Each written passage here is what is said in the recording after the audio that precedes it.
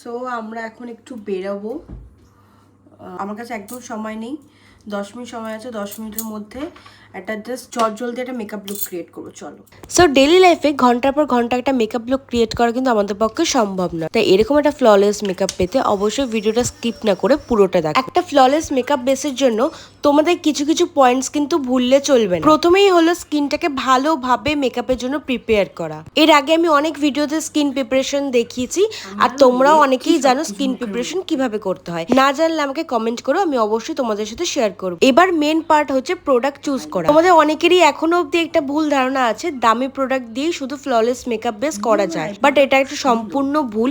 আজকে আমি যে বেসটা তৈরি করছি খুবই বাজেট ফ্রেন্ডলি প্রোডাক্ট দিয়ে। তোমরা জানতে চাইলে কমেন্ট করে আমি তোমাদেরকে অবশ্যই জানিয়ে দেবো। আজকে যে মেকআপ লুকটা তোমাদের সাথে শেয়ার করলাম এটা ভীষণই সিম্পল আর খুবই অল্প সময় হয়ে যাবে।